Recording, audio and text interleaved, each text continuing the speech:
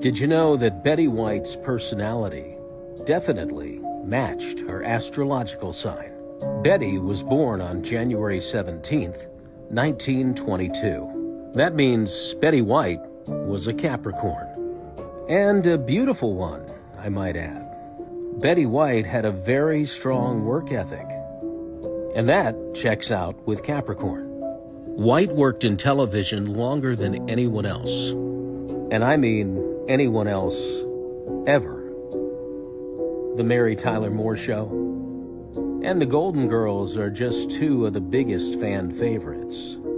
Betty White made 62 movies also. Certainly sounds like a Capricorn to me. They say White was stable, logical, and pragmatic. Another set of traits found in the sea goat. She made success look surprisingly easy. And we all loved her quirky sense of humor. But was Betty a loyal Capricorn in love? She was, but it took 3 marriages. Her first divorce from Dick Barker was a career choice. Barker wanted a simple life. After the war, he was hoping to just settle down and raise some chickens. But Betty wasn't hearing that. Her second marriage to Lane Allen lasted 2 years, but Lane wanted to settle down and raise some children. Betty wasn't hearing that either. She wanted a career. Third time's the charm.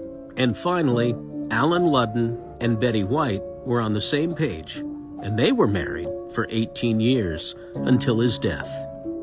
And the loyal Capricorn Betty White never married again.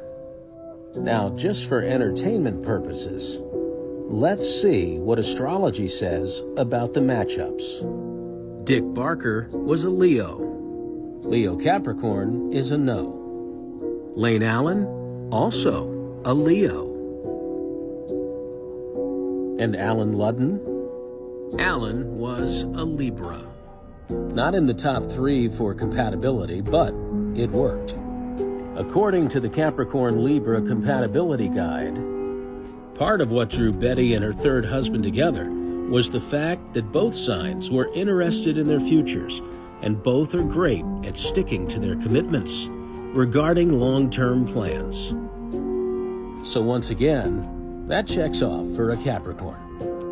As I mentioned before, Capricorn is the sea goat, and it makes sense that Betty White was one. After all, she was the greatest of all time.